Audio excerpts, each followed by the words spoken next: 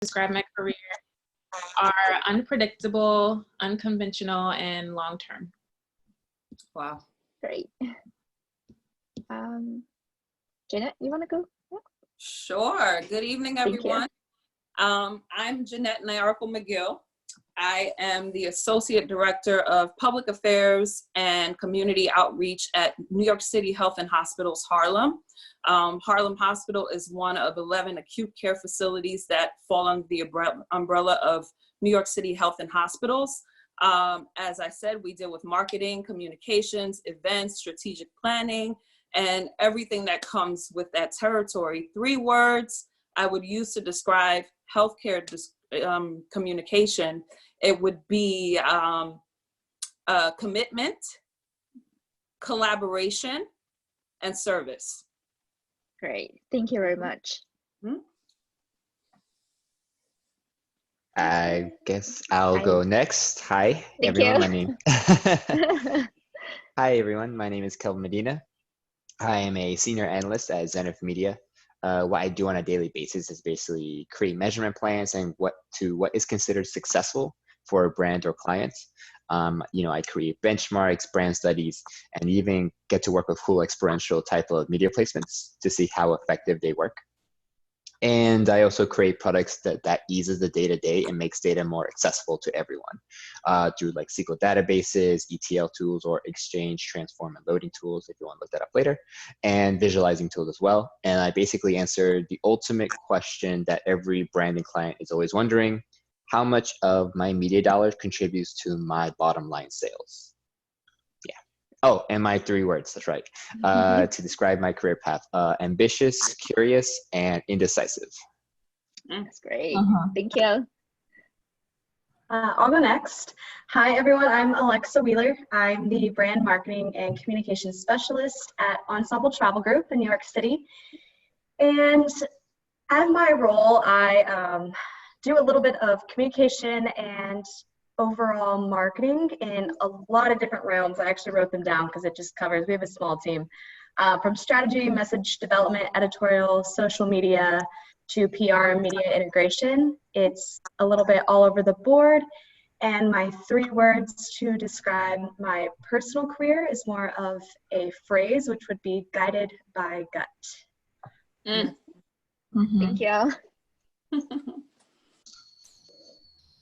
Okay, I will go next. Oh, you go. Okay. Go ahead. Do you want to go first?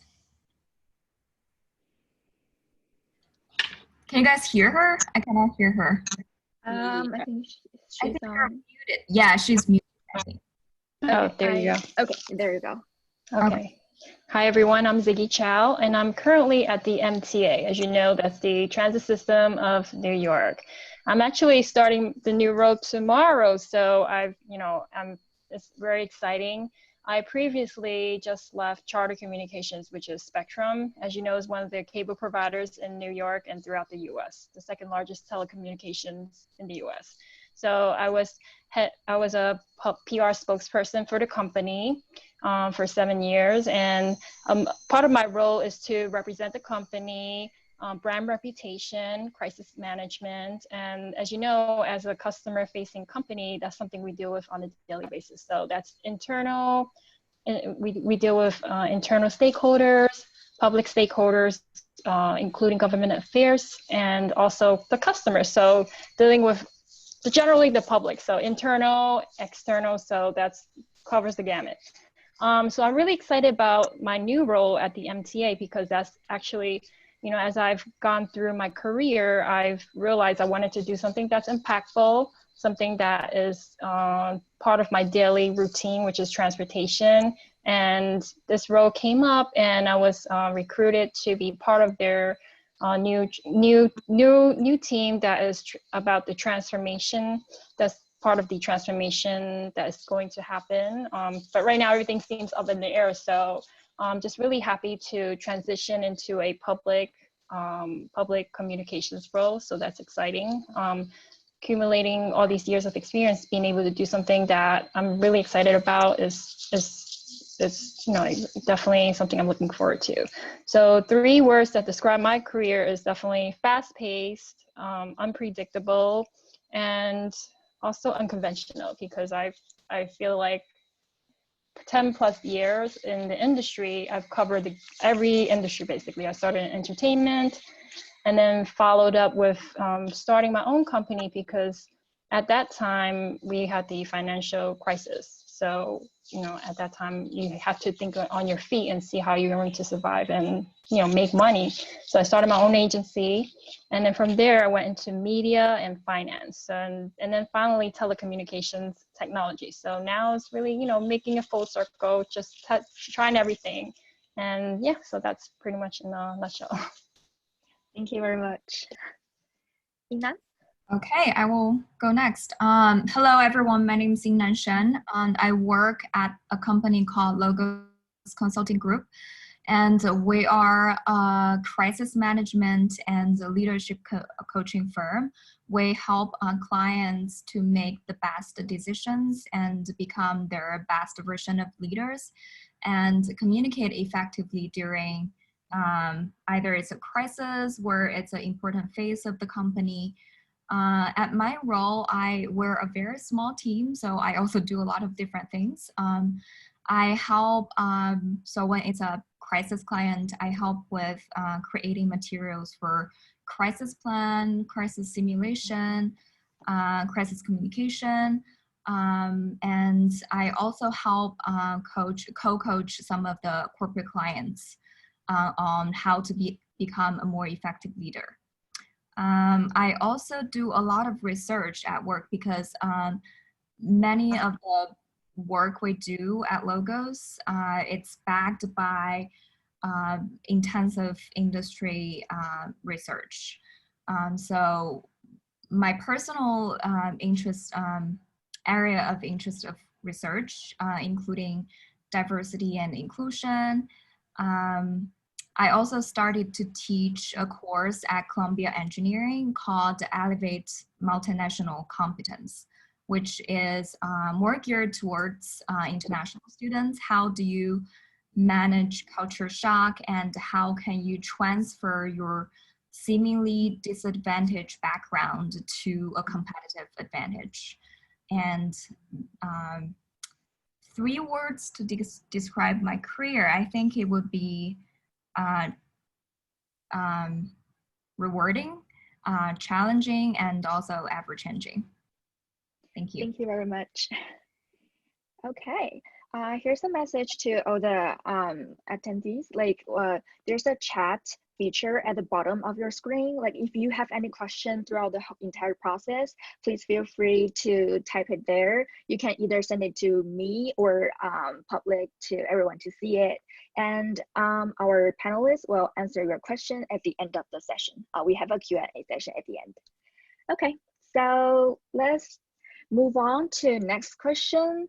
I know all of you are from a different background, from transportation, healthcare, hospitality. So could you talk about what are the unique expectations for PR or communications professionals in your specific industries? I can go first.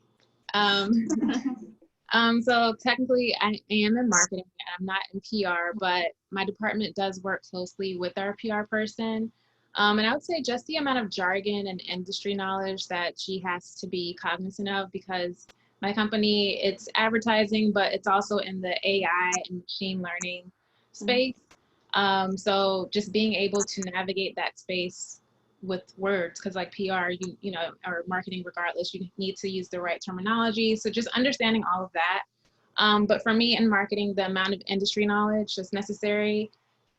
So like what regional associations make the most sense when it comes to building partnerships that we use to leverage further partnerships that lead to business. So just understanding our role in the industry and what we can do specifically to stand out, because we are not just advertising, we are AI and machine learning. So Good to know. Thank you. Anyone want to go next? I can go next. Want to keep Oh, this wow. order? Okay, or whoever wants to. Go ahead, Jeanette.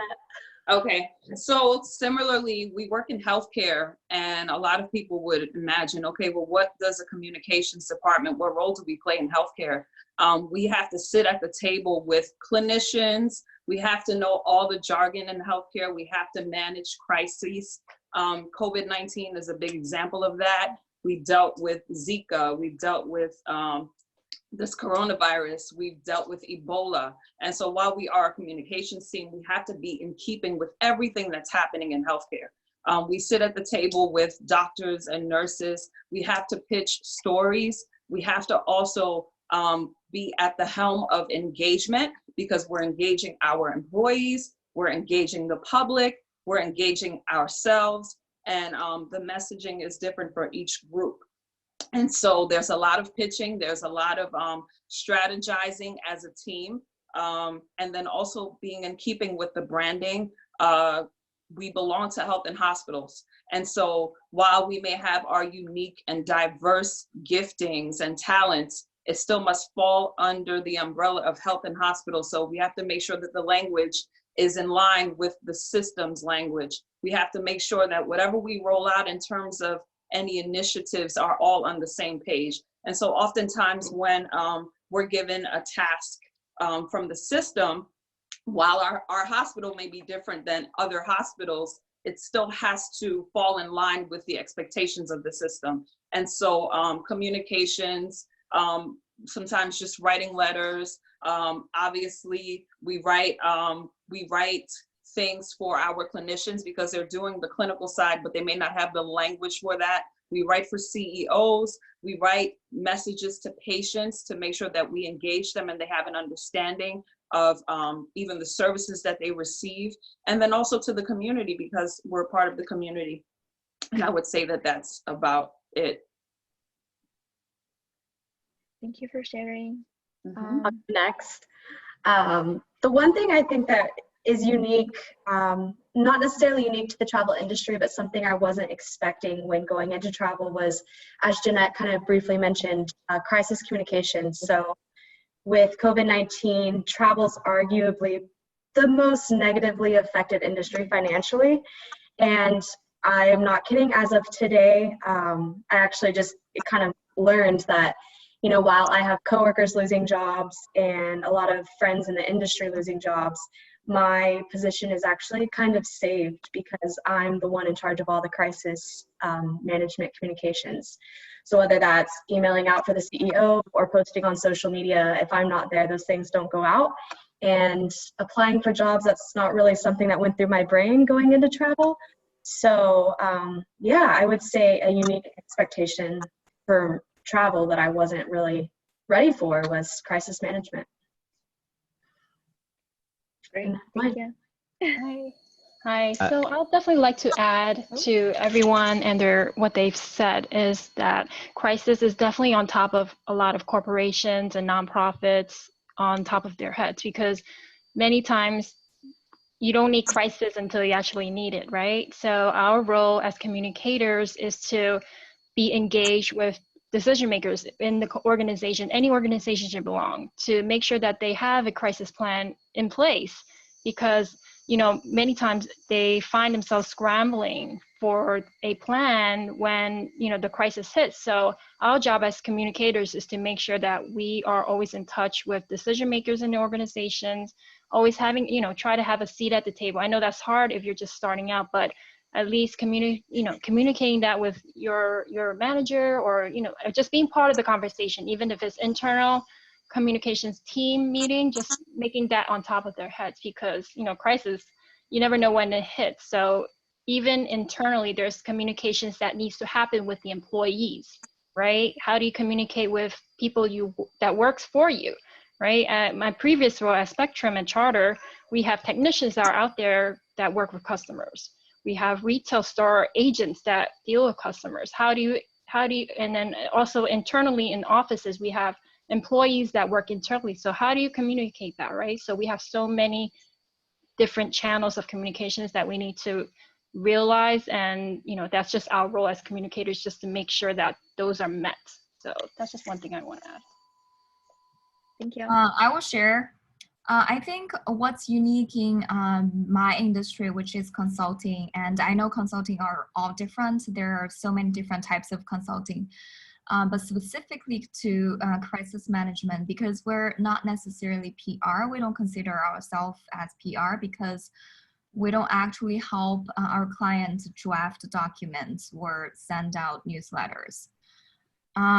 I think one thing unique about the consulting in crisis management is you really have to think clearly, and you really have to have a very good listening skills, because a lot of the times we are brought in as the external experts on the subject. It's because not because they're not smart, not because we're smarter than them. It's because sometimes the clients can be too emotionally connected to the crisis they're experiencing right now, and they might not see the full picture. So we're usually brought in to ask questions. We're not trying to make a decision for them, but more as a thought partner to help them think clearly, to ask the right questions, to help them become the best version of communicator, of leaders they can be, and to help them make the best decisions. So I think being able to listen and think clearly on behalf of the client is really essential for us. Thank you, Yinan. I can, yeah, hi. I'm gonna go ahead and take a different route, since I'm in the advertising industry and work for an ad agency. And you know, I know most of the students here are definitely studying more public relations more than anything else, but you might find yourself at an ad agency. And if you do, I guess the expectation really is, and everyone that already said something kind of alluded to this, just being a jack of all trades, right? Being able to just keep an open mind and understanding the different industries and the different client that you might be working with. For example, I'm working for an automotive client right now, but I've worked also for a fashion client, even in the paper industry as well. So you never know. So, and just understanding the jargon of all of it. And as far as what pertains with me in analytics, brand measurement, right? It's understanding like how, like once I guess the PR department responds to, rather it is the crisis or something new, a new product, whatever, it's understanding how to measure the perception that's put into the world, rather it's through social listening, right, through Twitter or Instagram or whatever, or even doing large surveys and just kind of literally going box by box, question by question, and kind of measuring that all together, and then also presenting that to the stakeholder or the client, right? But yeah, definitely just jack of all trades, open-mindedness, and a sense of passion, no matter what industry you end up working for, and the future ones you end up going to do, multiple ones in the future. Great, thank you. Is anyone want to add on to that? Okay, let's moving forward. The next question I would like to ask is, what are the important skills in your current profession that you wish you had learned them earlier? I can go first again. So I work in marketing now, which, so I got my master's at NYU in PR and corporate communication. But what I've learned a lot about in my current role is more about like the coordination of event logistics. That's like the new thing that I've learned. Everything else when it comes to marketing, I feel like marketing and PR they align in so many different ways. I feel like a lot of the skills and just strategic thinking when it comes to partnerships and just just placement, I think all of that thinking that I learned at NYU, as well as with my internships, I think I felt really well equipped. So I'd just say the one new thing would be like event logistics and learning about how to use those as well to market a brand rather than just digital or writing.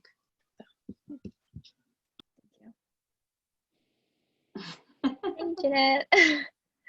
Okay, Just gonna piggyback on what you said about collaboration with folks. I think that collaboratively, what we do produce in our workforce, you don't learn about that. You just learn, you know what, you study what you need to study and you get there and you have your skill set. But the reality is it takes team building, it takes collaboration with other departments to build this beautiful thing. And you don't learn that until you hit the ground running. So oftentimes, maybe you'll get a task and you could just use your skill, as I said, but it becomes more beautiful when you know the right person to talk to, when you know the right department to reach out to. And then also there are seasoned individuals that are in the field that when you align with them and you allow them to mentor you, you'll learn things that you wouldn't learn in the classroom. So you'll learn about, maybe there's a book, there's a special book to help you enhance your writing, or maybe there's this tool that can help you do things quicker. The concept of reinventing the wheel, I think that as students, we do that a lot because we're constantly competing, trying to show that we're the head of the game and we're at the top. But then you'll learn, because the field is so demanding and it takes so much from you, that you don't need to reinvent the wheel when something has already been produced. And so there goes that collaborative piece. Thank you for sharing. I'll go next, keep going in order. Two things I wish I had learned, skills I had learned beforehand. First would be graphic design. It was kind of mentioned earlier, but as everyone keeps saying, it's jack of all trades. And I wish I had put more effort into really learning Adobe Suite. Canva is great. It's a wonderful tool I use all the time, but knowing Adobe Suite would be so helpful and would save so much time. And then secondly, tech. Being anything tech related. Surprisingly, I'm a millennial, but I'm an old soul and I hate technology. And oh my God, I'm like the youngest in my office and everyone thinks that because I'm younger that I know everything tech related, and it drives me crazy. But I do recommend like just familiarizing yourself with anything you can, whether it's computers or how to hook up a Skype call. Just have a basic knowledge, because at the end of the day, if someone comes, it makes you look good if you do know how to do it. So those are my two things. It's really helpful. Yes. So I like to add on that. I guess for me, I always want to bring up that I do have a little like 10 plus years of experience. So I came into the industry when I was actually clipping newspapers and putting it on paper and actually scanning it. So I'm going way back now. So I think having this perspective from like how PR has evolved and how it's changed, how social media has changed our game pretty much. Just knowing that you need to be on top of what the latest tools are in terms of measurement, because that's important as practitioners. Our managers always want to measure, hey, what are the results? How do you explain that? Sometimes you really can't explain what you do, because communications and PR is it's more about relationship building. So it really depends on what industry you're in, what company you end up. So just knowing it, having that tool in the back of your pocket so that you can pull out when it's needed, that's also important. And also, one thing that's really learning in class is to always advocate for yourself and your role as a communicator, because that PR is a job that you don't, like I keep bringing up, you don't need until you really need it, right? We're in public relations. That's one of the jobs that, unfortunately, is one of the things that goes when the budget goes. So always advocating, putting value to your work, always building your writing skills, because that's super important no matter what industry you end up being, whether it's telecommunications, entertainment, whatever it may be, always having your skills sharpened, that's key. So that's one thing I can drop for everyone. Thank you. Okay, I guess it's my turn. I think there are so many things I wish I've learned before I go into this industry, because doing consulting, I think any kind of like external kind of umbrella kind of work, because you have to work with so many different industries. And especially for us, we do a lot of work with the finance industry and the healthcare industry. So I really wish I had a better knowledge or background in finance or in healthcare in general, because in order to work with them, to advise them on issues or to coach them how to communicate better, you have to really speak their language. And if you don't speak their language, if you don't understand what they're talking about, it's very hard for you to give any advice, or it's very hard for you to coach them on a specific topic. So I really wish I had that broad knowledge on different industries, which I didn't. And also, I agree with the graphic design part. I think it's very essential for many different type of jobs, because for my work, we have to do crisis simulation for clients. Simulation means we would create this kind of fake crisis for the clients to experience, which involves creating a huge ton of materials that are fake Facebook posts, fake pictures, fake videos, and news items. So it requires a lot of Photoshop, and also be good at how do you call that? PowerPoint, because it can be really essential to whatever you're trying to do. If you want to present a good idea, no matter how good you are, the visuals are always a plus if you can have them right. Thank you. All right. Well, for me, I work more in data sciences. So obviously, I wish I took my stats class a little more serious back in the day, and and learned a little bit more about R, which is a programming language. But besides that, I think the other important skills that I wish I also, which are more relatable, I guess, is I took LinkedIn a lot more seriously than I do now. Podcasts, right? Podcasts are such a great way to learn about industries that you're not in. Like I learned from an automotive industry podcast that because of the coronavirus, sales are down nationally by 40%. Never would have known that. And I literally work for an automotive industry client right now. So things like that. Let's see. And always big regret is whenever I lose contact with someone that I worked with a long time ago. Just because, you never know when you're going to reach out for them for whether it's someone parallel to you or someone more senior or not as senior as you are. There's always something to learn from someone. And because you just never know what type of story they're going to have for their career that you might end up going down one day. Yeah. Thank you very much for sharing.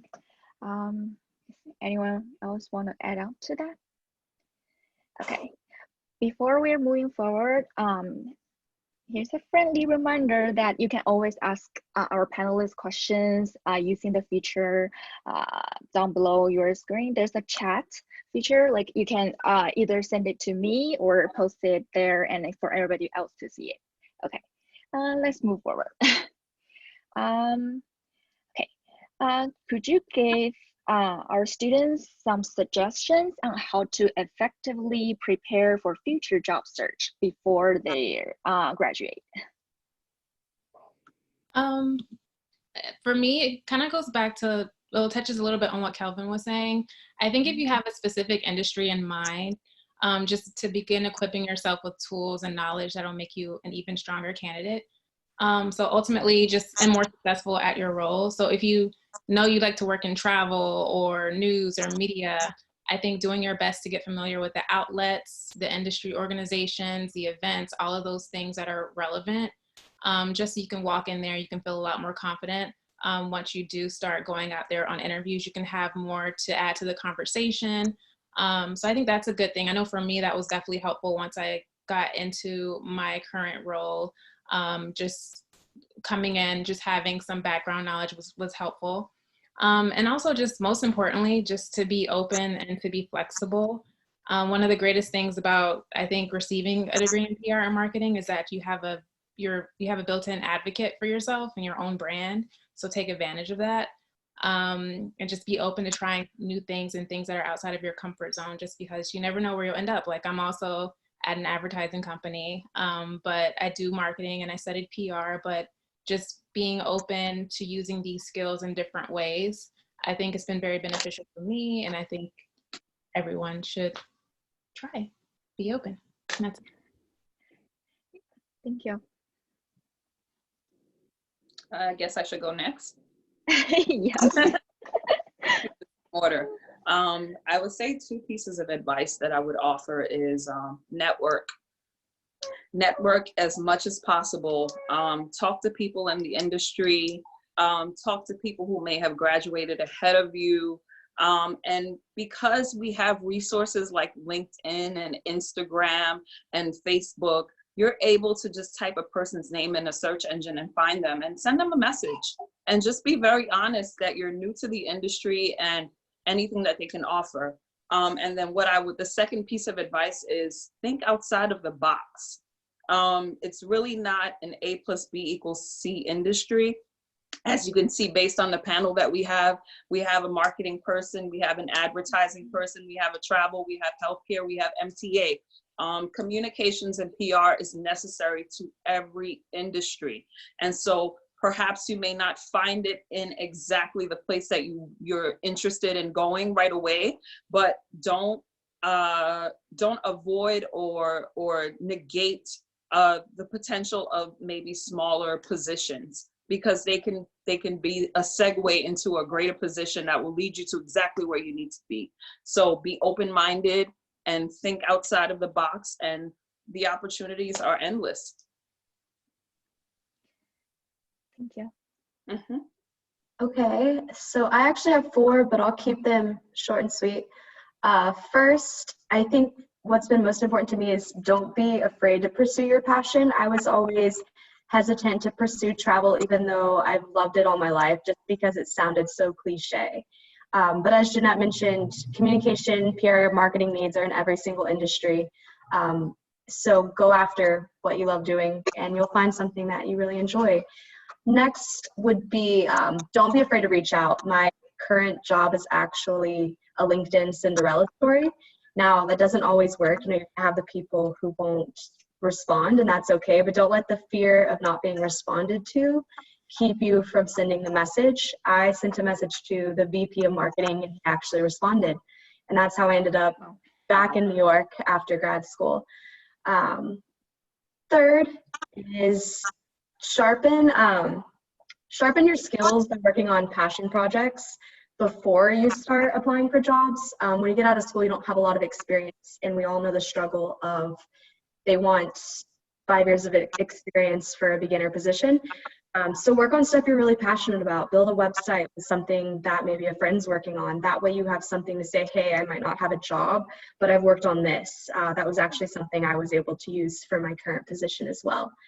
And then lastly, as Jeanette mentioned, is really just get out and network, go to events now. You're not always going to meet someone that's going to be like a mentor or anything like that, but you always walk away learning something, whether it's an idea for a future business, just feeling good that you got out there. It helps you build those skills. So do it now, don't wait. Awesome. Thank you.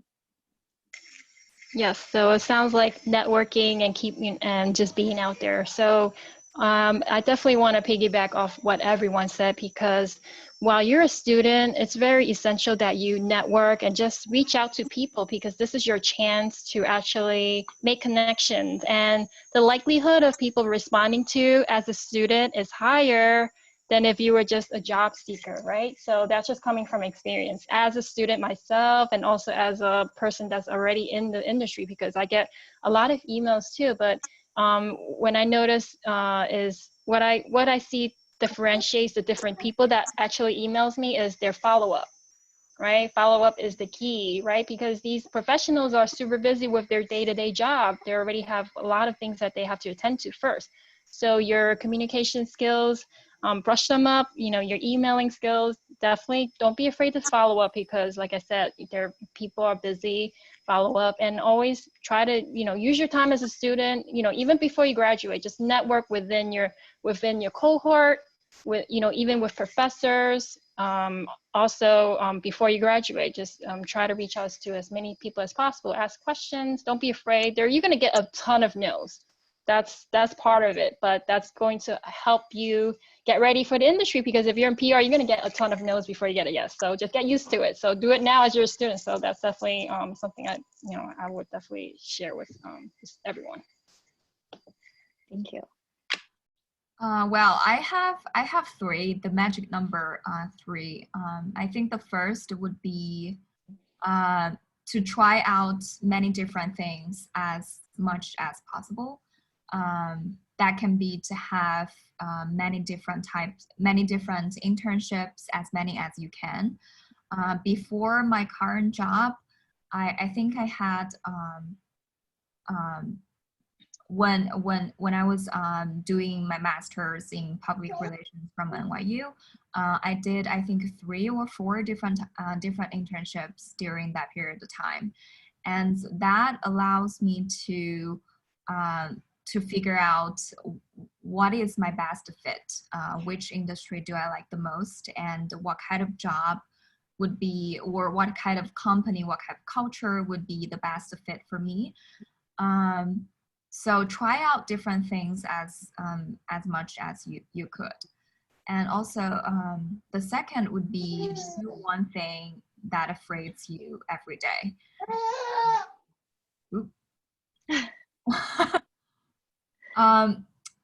No matter it's go out to networking events, or reaching out to a professor to ask questions, or just raise your hands during one of the classes, or just do one thing that terrifies you every day, because that is going to push you beyond the limits of your comfort zone. And as long as you walk outside of your comfort zone, you would find so many new things, so many new possibilities and opportunities. The third would be just package yourself before you even try to apply for jobs. What I mean by package, to really ask yourself the question, who am I and what I can uniquely offer to the company or to the employee? Because I know a lot of the students in this program, they're international students, and so am I. I came from China 5 years ago. So just think about, don't necessarily think that as a disadvantage, but think what are some of the things I can uniquely offer to this company or to this employee, and just do a quick summary of all of your background, all of your experience in the past, and brand yourself and package yourself before you even put the package on the table. That's my 3 things. Thank you for sharing. All right.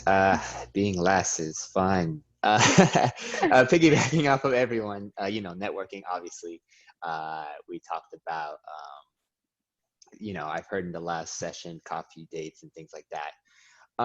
And especially what Ziggy mentioned, you're going to get a bunch of no's. Oh my God, I've gotten so many no's throughout my whole career, but it only takes one yes, right? That's the only one that matters. Because once you get through the barrier of entry, and then you can really take off from there. Really just keep an open mind about it. How else to prepare, keeping your LinkedIn clean, obviously, and think of other outside of the box ways to get your name out there. One thing I did when I was a student to get more attention to my LinkedIn, I wrote articles.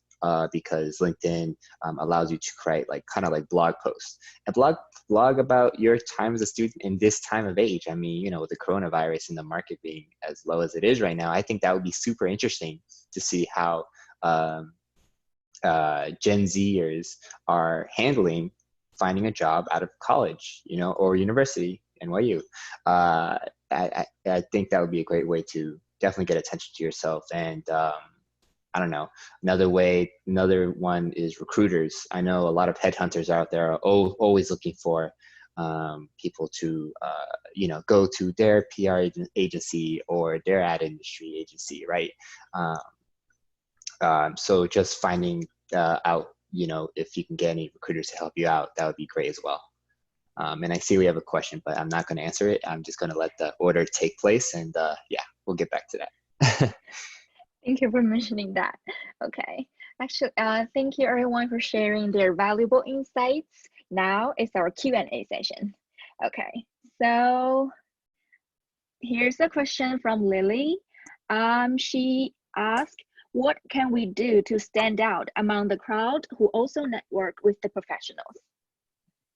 Who wants to answer that? So I can take it. Yeah, you can go ahead. I have an answer, but it's not like networking specifically. It's once you get like the interview. So someone else might want to jump on, but I will say, when you do get the interview, a lot of what's missing these days is the human to human connection.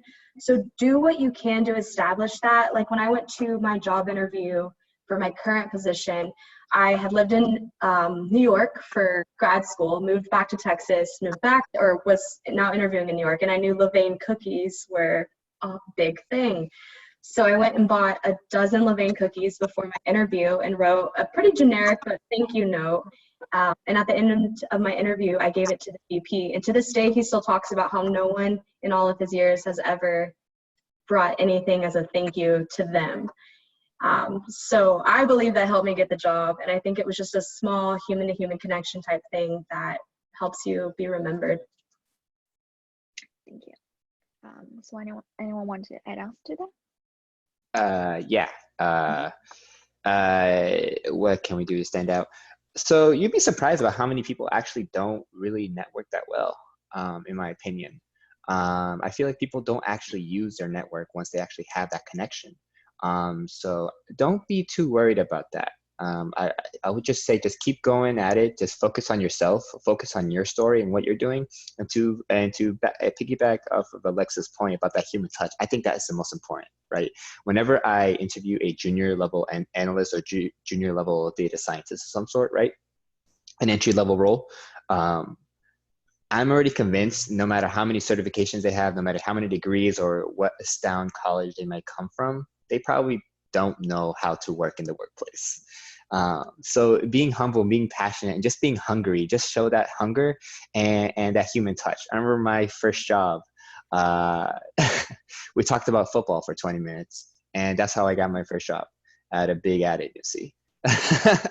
Yeah, so it wasn't even about what was on my resume. It was just about what do I think about the Florida Gators, because I went to University of Florida. So yeah, just think about that.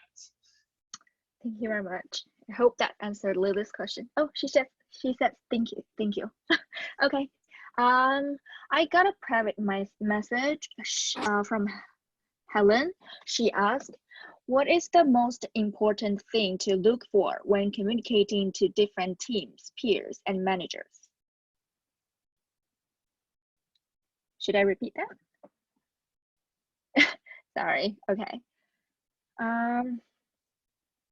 I think did I mute myself?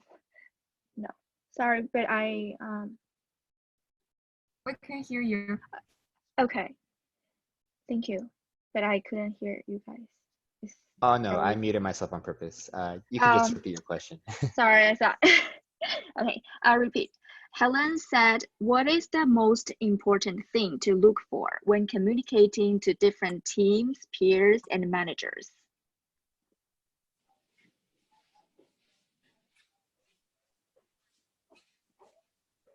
That's a tough one. I'll go first. Thank you, Inan. Imagine the keyword in this question would be different, right? Right. So I think as one of the best advice we give to our clients when communicating to different audience is to meet the audience where they are, to just keep in mind the differences exist, and to not make any kind of assumptions. to not, for example, use your you use your way of thinking and expect people would react in the same way, and respect the differences. You don't have to be the same in order to work together. And if you can figure out where the differences resides, then you can try to look at things or think about things from the person's perspective, which is to meet the audience where they are. Yeah, that's. Thank you very much. I hope that answered Helen's question. Here's another one. She said, when interviewing for a PR or marketing position, what is or are the important factors that you look at? I can add to that. Also back to Lily's original question about how to stand out amongst the crowd, because there's a million people that are looking for jobs, you know, in the springtime especially. So it's very essential that when students or job seekers, when they start reaching out, is to definitely do some background research about the person you're reaching out to. Because many times I've gotten so many emails where it's like, oh, can I have 15 minutes of your time? And that was pretty much it. Like, just, oh, can I speak to you?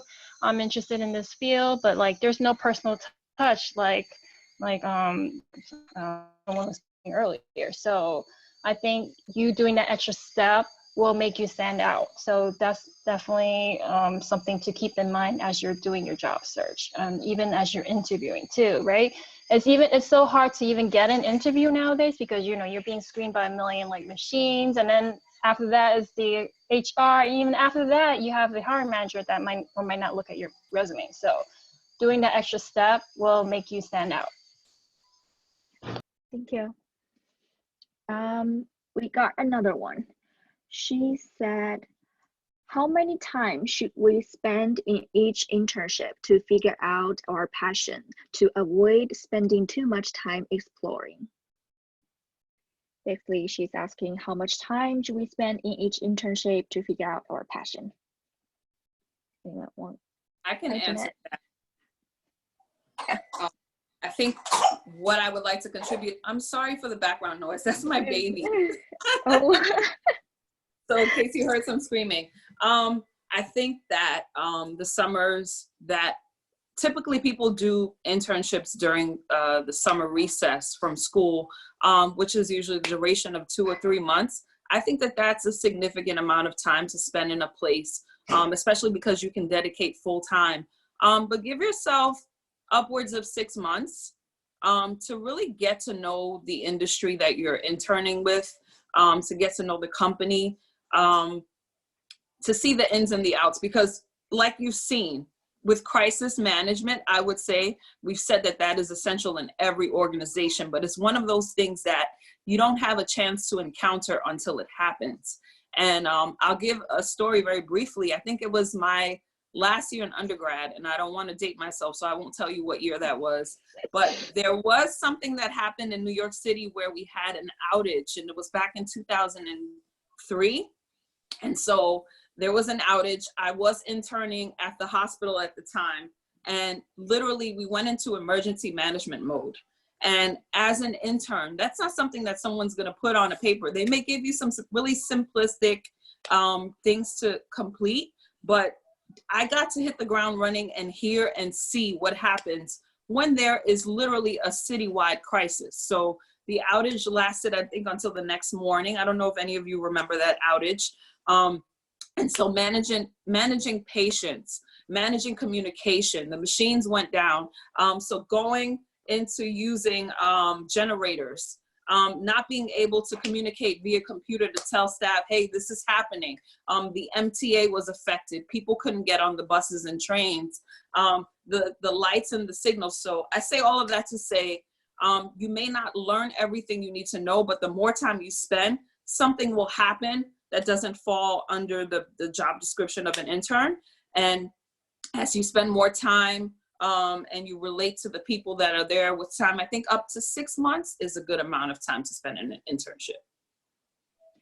I'd also like to add to what Jeanette said is also don't give up so easily. You know, if you're really passionate, like for example, if you want to get into entertainment, for example, right? Don't give up just because that one internship really put a bad taste in your mouth, right? But you know in your heart that this is exactly what you want to do. So I would say, you know, maybe switch the company or just a different, like, you know, just switch a company just to give it another shot. Just don't give up so easily, because I've learned myself the hard way that, you know, not as you might run into bad people. You know, there's industries that's really competitive. So you might meet people that are, you know, not really going to help you along. So just definitely don't give up. If you know in your heart that that's what you want to do, don't give up. Just, you know, maybe give another company a shot. Thank you. Anyone else want to add us to that? Okay, let's move to the next question. It's a question from Rick. He said, it is very interesting when Calvin mentioned about keeping the network. What do you recommend graduate students start to do to build their personal and professional network? Okay, I guess I'll, okay, so basically the question was to how they can keep their personal and professional network, yeah. Well, if we're talking personal, like for example, someone that you interned with, right? You had an internship partner of some sort. Then I assume they're probably within your demographic, probably, right? Someone same age, or also an undergrad or in your master's program with you, right? Then probably in the personal, you can probably like get lunch with them every now and then, you know, or, you know, connect on social media as well as LinkedIn and see how they're doing. If we're talking like someone personal, but as far as professional goes, that one, obviously through LinkedIn, right? That's the way I do it. For example, I keep up with my first boss when I interned at Univision or Univision. And she's still one of the greatest bosses I've ever had, and love her to death. And I keep up with her and how she's doing. And mostly I just like comment under her whatever she posts, and like then we'll just maybe chat for like 30 seconds through LinkedIn chat, and that's how we connect. You know, that's how we kind of remind each other that we're still around. You know, but you know, it's not like you need to have a running checklist and you gotta meet this person on Tuesday and then this person on Wednesday, this person on Thursday. It's very relaxed. It needs to come out natural. You know, because people can sense insincereness, right? If you're insincere, people are going to be able to tell. And if you're just keeping up with this person just because they have a cool job that you want in the future, then they're going to get that hint. So I would say especially if you're going to keep up with people that you're actually interested in, and keep people that you have an interest in what they're doing. Yeah. Thank you very much. Anyone else want to add us to that? Okay. Here's a reminder that we're gonna take one more question. So if you still have questions, please send me the message right now. Okay. Here's another one from Lily again. She said, how do we know we are prepared to apply for jobs?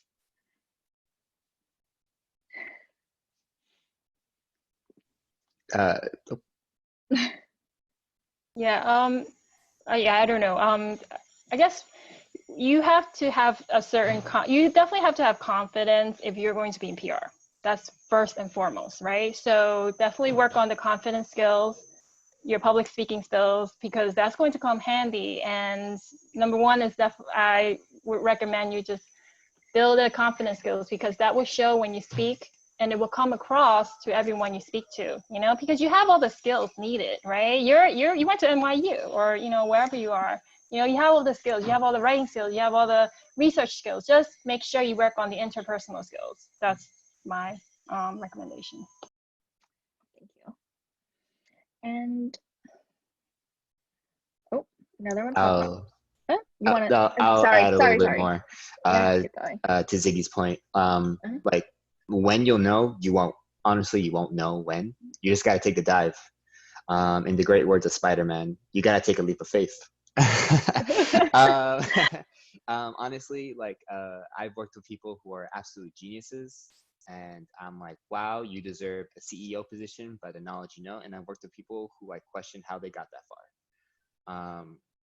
You won't ever know. Life isn't a GPA. You just got to do it. You just got to take the dive. And the worst thing that can happen, they say no. And guess what? There'll be other positions that may say yes. So just go for it. Go for it, go for it, go for it. Thank you very much. Hope that answered your question. And here's another one. Said, how do we act naturally to people that we have not met before?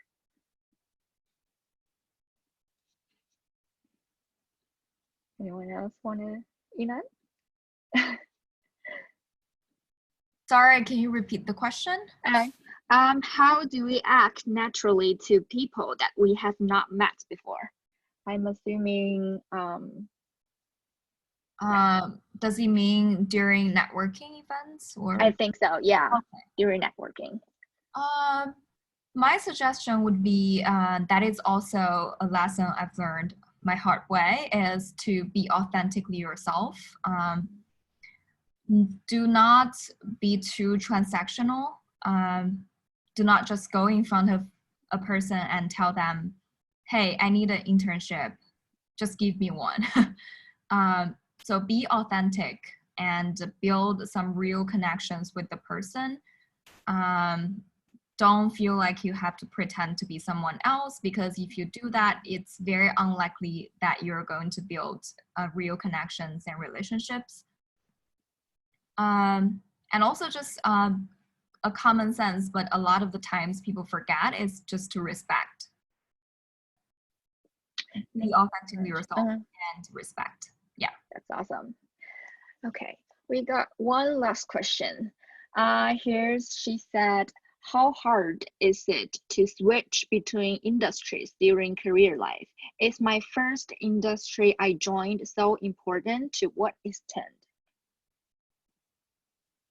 How hard is to switch between industries during career life? I mean, it can be challenging. It really depends on what the industries are. But in my opinion, as long as, like I said earlier, as long as you're able to just think of what skills you use in that industry. So many different industries overlap. So many skills are just like common sense and that are relevant to so many different industries, just like the ability to write well, the ability to communicate well. As long as you're able to just think back on what you did and just market it in a way that shows that you have the tools to succeed in this new industry. I think it's easy. I think as long as you're able to just sell yourself, you can do whatever you want to do. Thank you. Yeah, and to follow up on what Tamila just said, communication, PR, marketing, we're lucky to be in an industry that is very easy to flop from one industry to another, because every industry needs what we offer. So it's really, I mean, unless you get super, super niche, it shouldn't be that hard to switch over. And two, it's a great time during your internships to try out different industries, so you always have something to fall back on. Like that one time I worked in fashion. So yeah, use the time that you have now. So thank you. And now our session comes to an end. And I'd like to thanks again to our speakers for your participation, and also thank you everybody for joining us today. And special thanks to our team members for making this summit happen: Alexandra, Silvana, Professor, and Shruti. And also, please follow us on social media and use the hashtag PRL20 to share your thoughts. And also, we really appreciate if you can finish our post-event opinion survey that you are going to receive shortly. Thank you very much, everybody, for joining us, and hope we'll see you in upcoming PR League events. Thank you so much, everyone. All right, take care. Nice talking to you all. Bye. It's nice talking to you. Bye. Stay safe, everybody. Bye, everyone. Have a good night. Yeah. You too. Thank you.